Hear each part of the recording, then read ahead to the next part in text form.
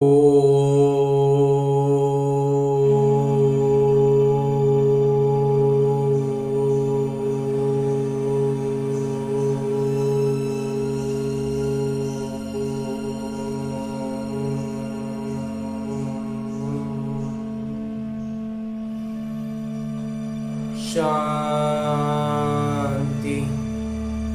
ओम शांति। बाबा बाबा ओम शांति।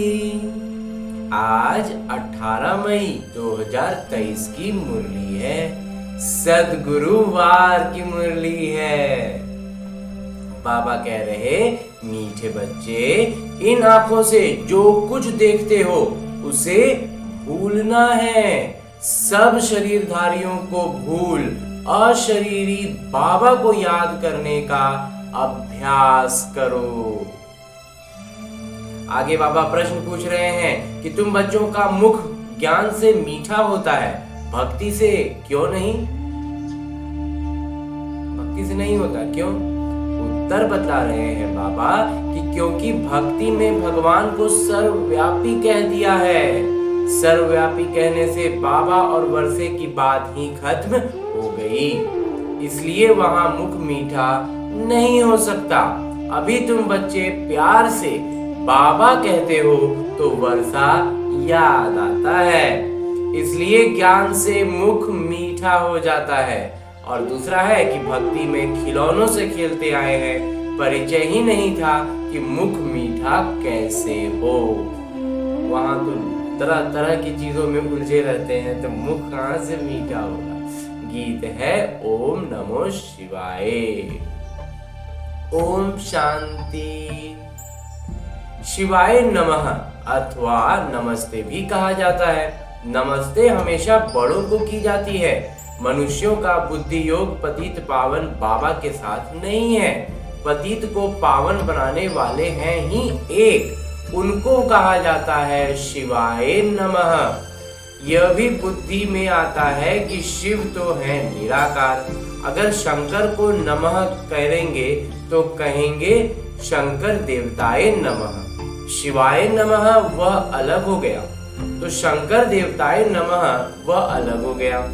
तो ब्रह्मा देवताय नमः कहते हैं। ब्रह्मा तो है यहाँ, जब तक सूक्ष्म वतनवासी न बने तब तक उनको देवता कहा न जाए।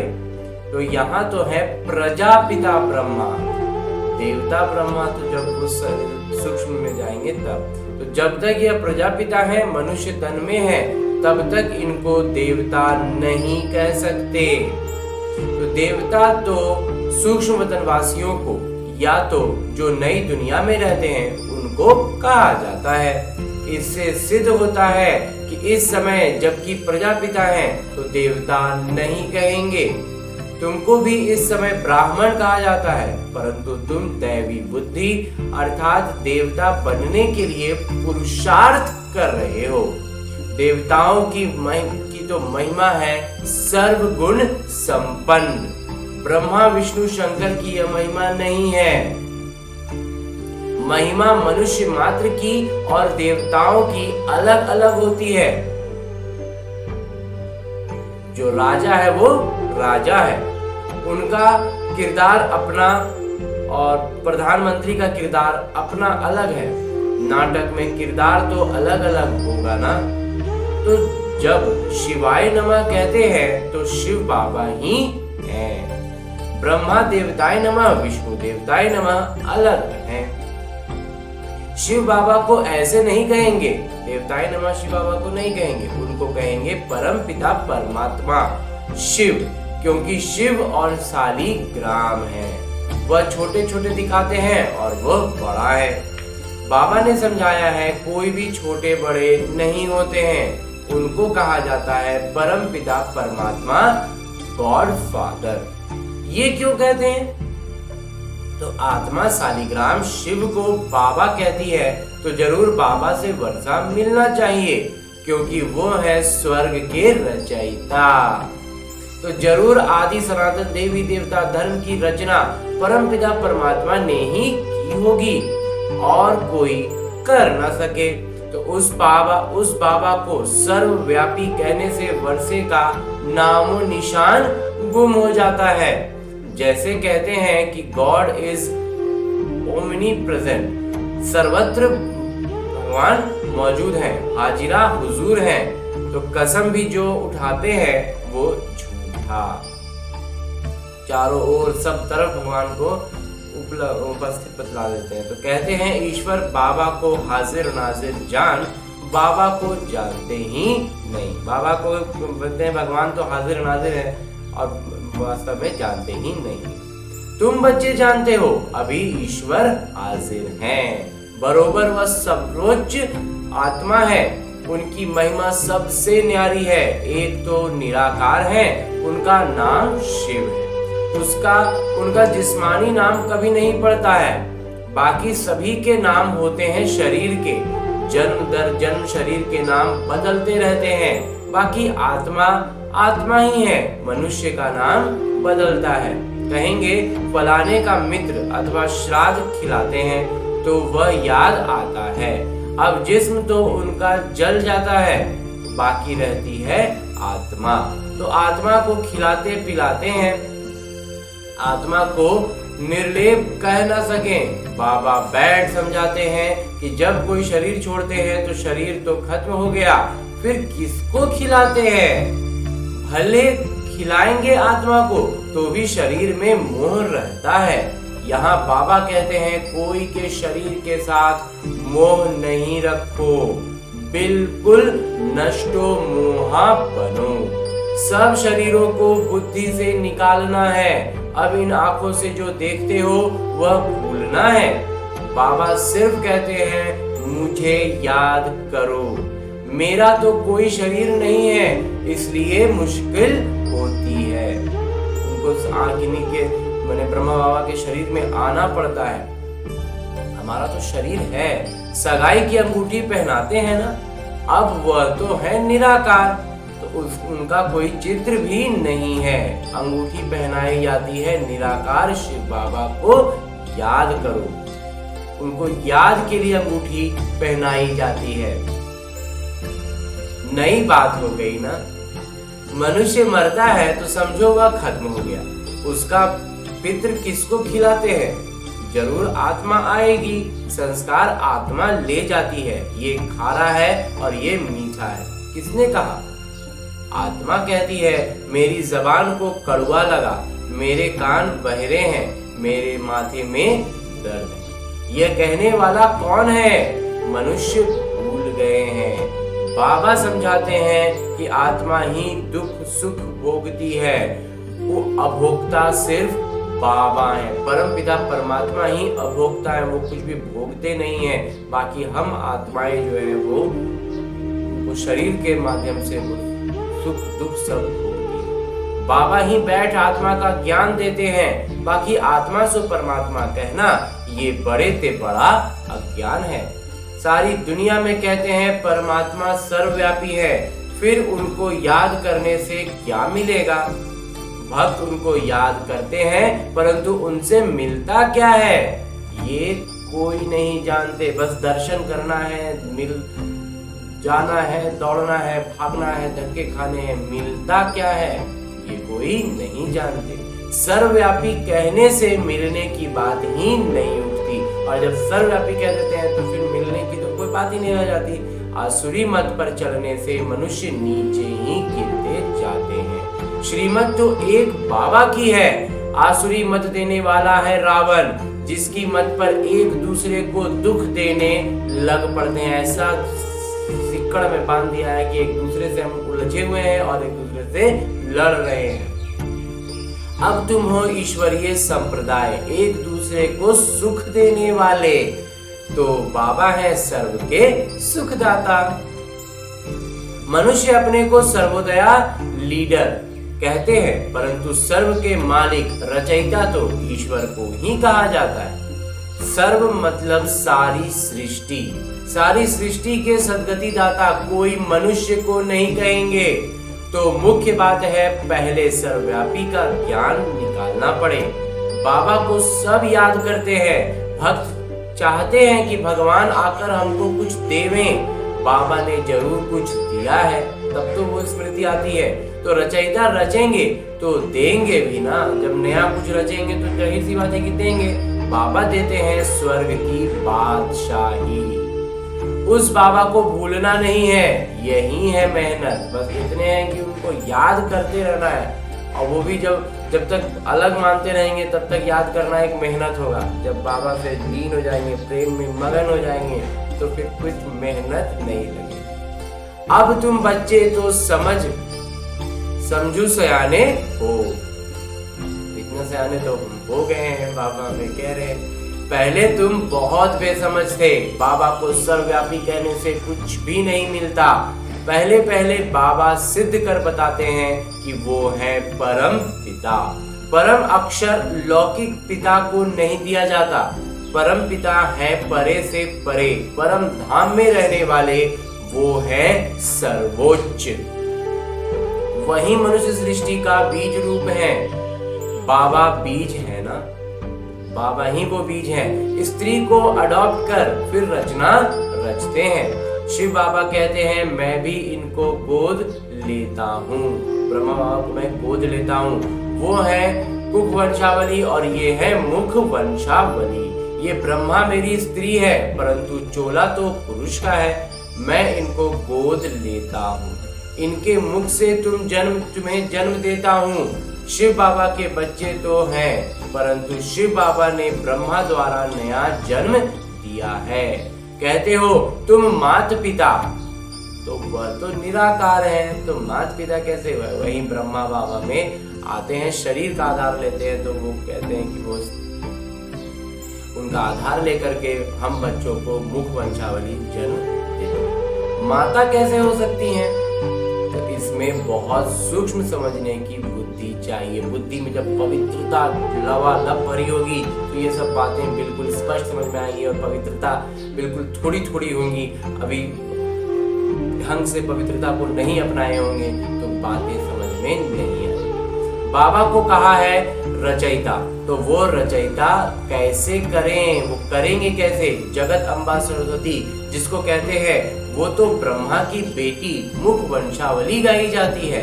अब माता उनको कहें या इनको, अब जगदम्बा को माता कहें या ब्रह्मा बाबा को माता कहें? असल रियलिटी में साकार ब्रह्मा माता है। वो शरीर उनमें आकर के बाबा बोल रहे हैं, इसलिए वो ही माता हुई। परंतु पुरुष तन है तो माताओं की चार्ज में उनको कैसे रखा जाए, इसलिए फिर जगत अम्बा निमित्त बनी हुई हैं। बाबा कहते हैं मैं इनमें प्रवेश कर इनको गोद लेता हूँ।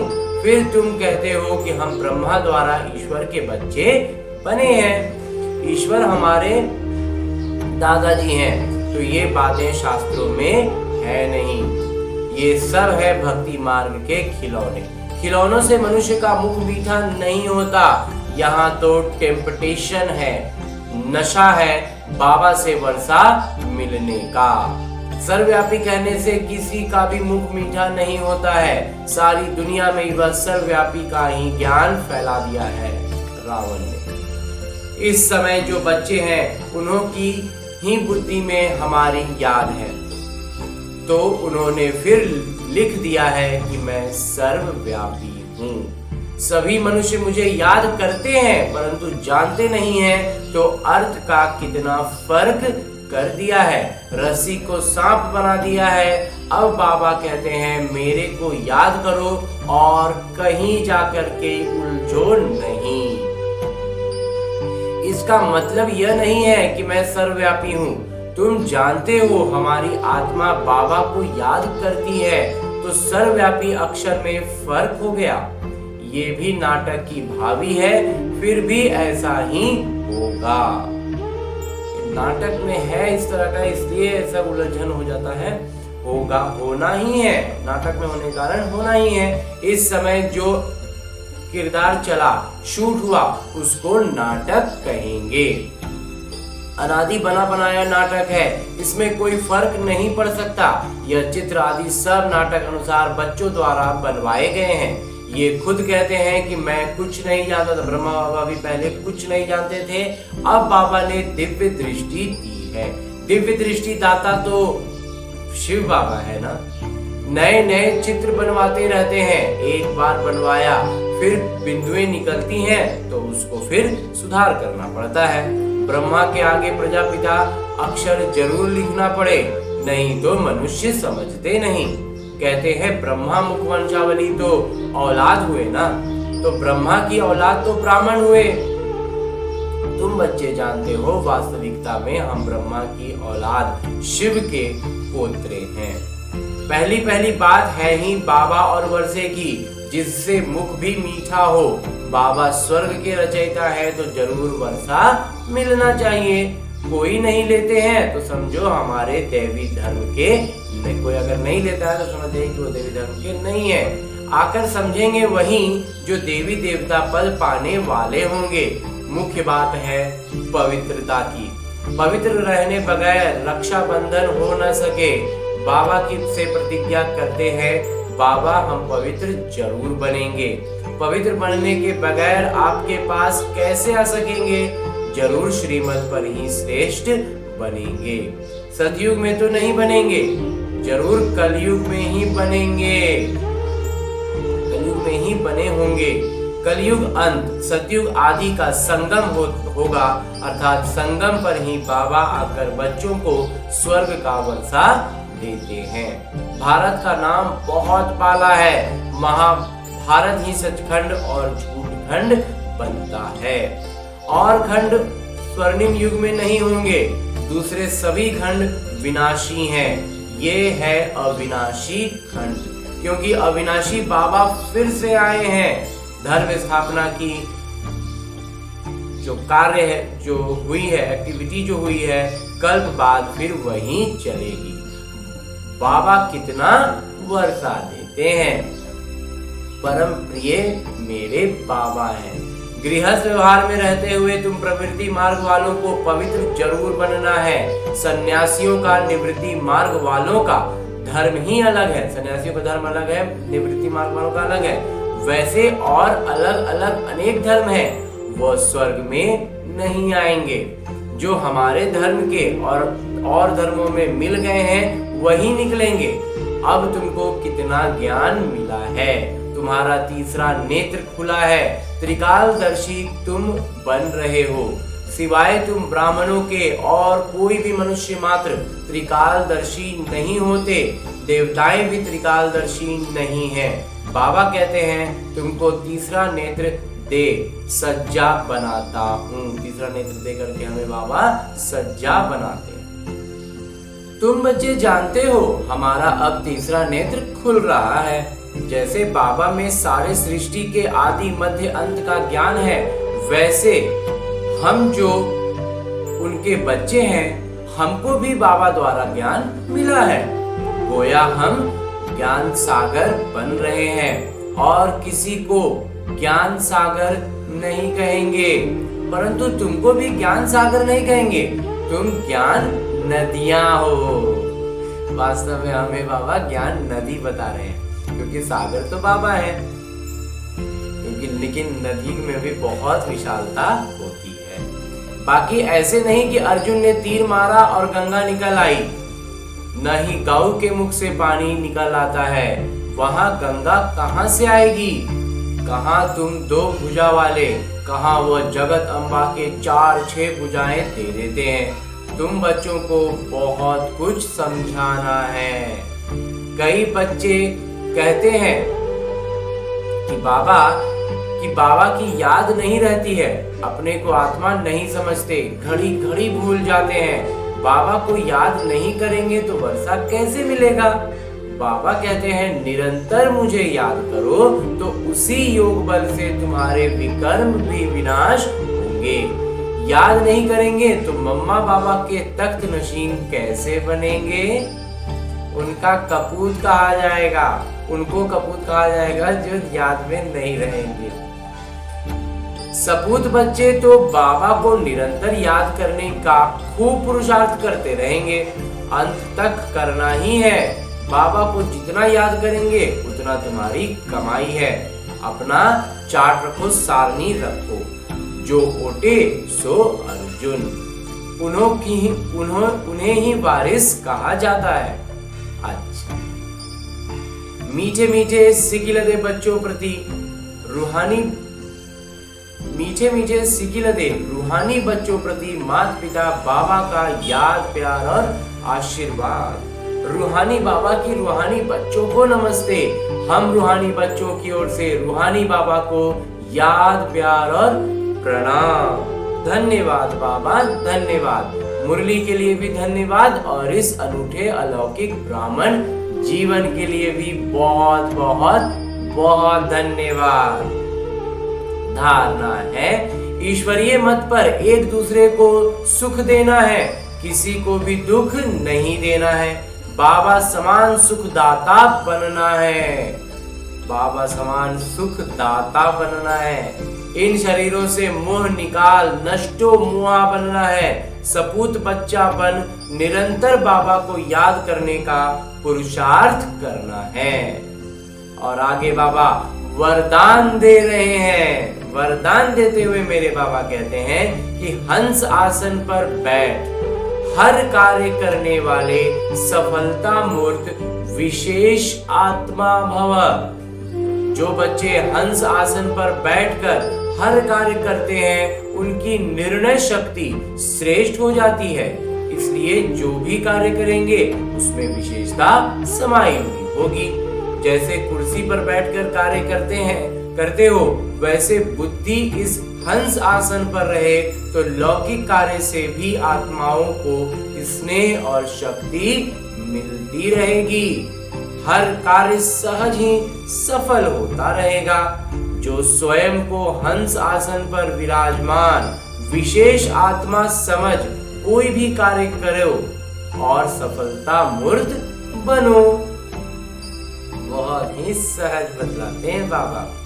और अंत में स्लोगन है, मुरली का उपदेश है कि स्वभाव के टक्कर से बचने के लिए अपनी बुद्धि, दृष्टि व वाणी को सरल बना दो, तब टक्कर नहीं होगी। और आगे मुरली के बाद आज बाबा अव्यक्त इशारे दे रहे हैं कि जैसे बाबा को रहम आता है, ऐसे आप बच्चे भी रहम दिल बन मनसा अपनी वृत्ति से वायुमंडल द्वारा आत्माओं को बाबा द्वारा मिली हुई शक्तियां दो। जब थोड़े समय में सारे विश्व की सेवा संपन्न करनी है, तत्वों सहित सबको पावन बनाना है, तो तीव्र गति से सेवा करो। बाबा सेवा में तीव्रता लाने कह रहे हैं और बाबा से मिली हुई शक्तियां देने के लिए कह रहे हैं, तो हमें पहले शक्तियों से भरपूर होना होगा ना। अच्छा, ओम शांति बाबा। ओम